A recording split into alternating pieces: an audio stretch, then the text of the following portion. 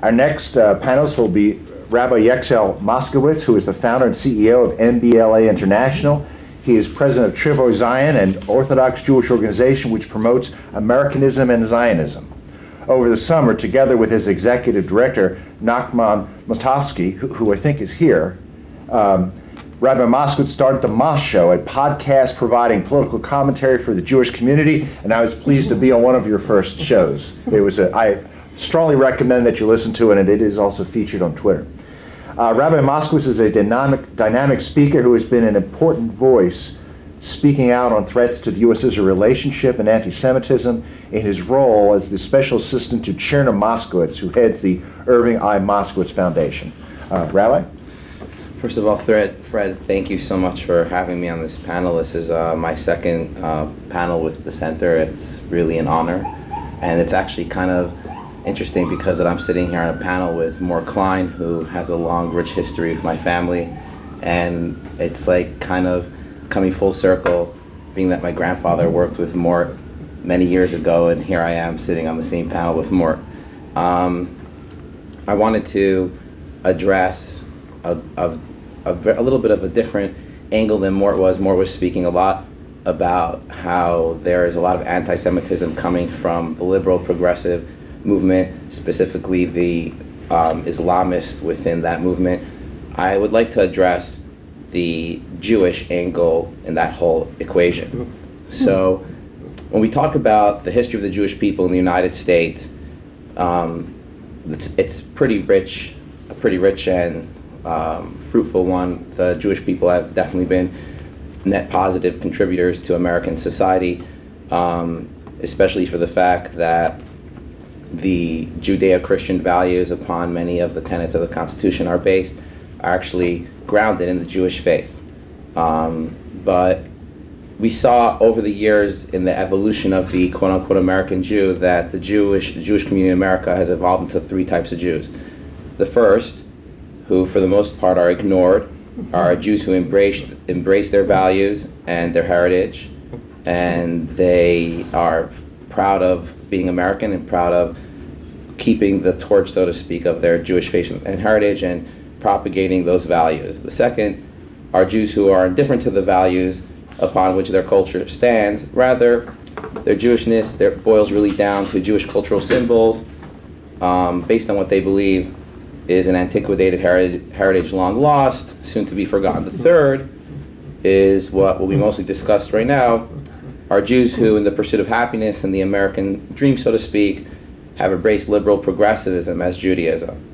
This trend really started in the 60s and then the 70s when the Jewish leadership, mainly coming from the egalitarian segments of American Jewry, replaced Jewish culture with liberal progressive social justice, now known as the Tikkun Olam ideology.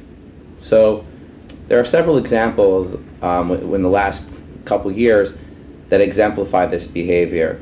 I mean, there's a very long, rich history of this, but just to give a couple bullet points of a couple of examples. The Never Again campaign to stop ICE and Trump's concentration camps continues to mostly be led by Jewish activists. In fact, over 250 hashtag Jews Against ICE were arrested at a protest back in August alone. Sadly, the fact that these social justice warriors are so against appropriation of any type, are so easily able to appropriate the concept of never again to this issue, is lost on them and is a symptom of the problem. Dozens of synagogues across the country, also mainly affiliated with the egalitarian community, joined the network of houses to offer undocumented immigrants protection during the expected U.S.-wide raids. A pseudo-group of rabbis known as Trua, Rabbis for Social Justice, which Mort here is battling vigorously against on social media, run a network of synagogues that provide basically sanctuary for undocumented families.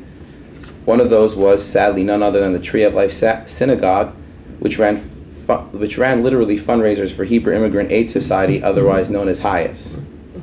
This liberal progressive refugee organization, which has really forgotten its Jewish roots, has launched an emergency response program to ensure asylum seekers along the border get legal pro bono representation. HIAS also organizes aid missions to the southern border, with solidarity missions across the border. One such events included over 40 rabbis and Jewish leaders, among them Jill Jacobs, who visited migrant centers in Tijuana. The list goes on and on. This is all happening while there were over 350 organizations who wrote a letter to Jeff Sessions opposing what they called the cruel policy of family separation at the border. Obviously, this doesn't really help the narrative or change the narrative of the white supremacists who often refer to the Hart-Celler Act of 1965, which was actually introduced to Congress by Emanuel Celler, a Jew, and was written in part by a deputy AG, Norbert Shelley, as proof, so to speak, that there's in fact some greater Jewish conspiracy to overthrow the white population in this country. Oftentimes, the same liberal progressives who are involved in this social justice nonsense are oftentimes participating in some of the most vile and grotesque anti-Israel activism, taking groups such as Trua, rabbis who claim that Israel is an occupier of Palestinian land, another rising star, the group known as If Not Now, and Hit Uri, Uri L'Tzedek, Torah Trumps Hate, Bend the Ark, and many more, actively seek to normalize Israel hatred and give credence to the anti-Semitism that is spewing forth from the liberal progressive camp. So in summary, the behavior of the liberal progressive Jewish community promotes, in my opinion, anti-Semitism, knowingly or not, in two ways. The first, they already are festering the already pre-existing anti-Semitism within the neo-Nazi white supremacist camp. These groups view those who promote liberal progressivism and socialism as the enemy just as much as they did in the 1920s. And they are seeing once again the conspirators, so to speak, in the grand social justice scheme as being none other than the Jews. Obviously, aside from this being patently false, such rhetoric obviously turns Jews into targets for white supremacists' deadly frustration. And we've seen, unfortunately, how this plays out across the country. The second, which, although has not been yet as deadly as the first, is a lot more frequent, which is the Anti-Israel Pro Bds Lobby. This community sees and even promotes a moral equivalency between Jewish self-defense and Palestinian terrorism.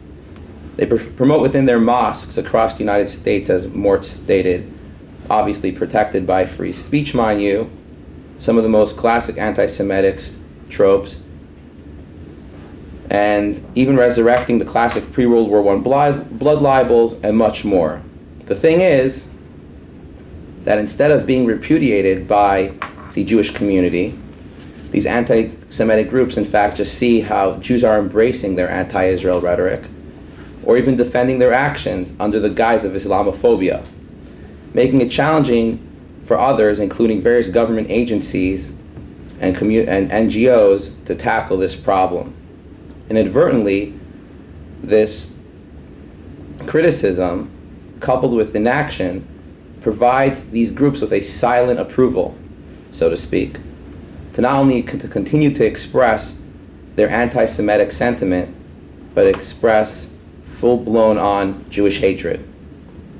It is well known, obviously, that the squad works with these aforementioned groups, oftentimes hosting these groups in their offices on the Hill, so to speak, showing off their Jewish friends, saying, look, there's an expression in Judaism that they are showing themselves to say, look, we're kosher because we have the Jews with us.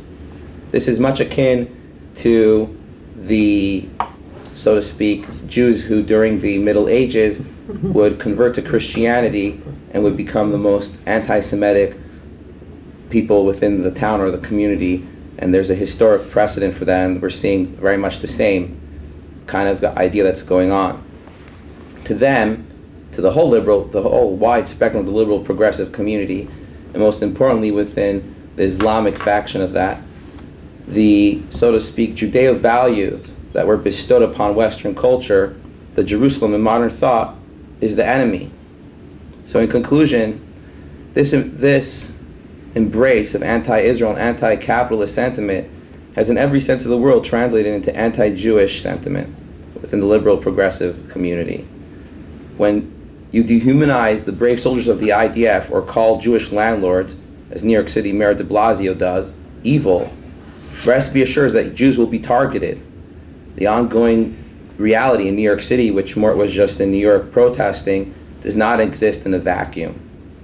It is an ongoing issue that the left is clearly not willing to address, period. Obviously, this is mainly because it's coming from within their caucus with a kosher certification of the liberal progressive community. So my message to the liberal progressive Jewish community is such: instead of focusing on the border, perhaps they should be protesting the Jews that are being targeted in Brooklyn on a daily basis. But they probably won't, because if they agree, they most likely agree with those perpetrating the hate. After all, the Orthodox Jews, who are typically perceived as right-leaning, are indeed, at least according to them, causing climate change and are evil landlords. With that, I believe that this clearly indicates how this is an issue of grave concern to the entire American community, and as Fred has mentioned to us many times, is an issue of national security and should be taken very seriously.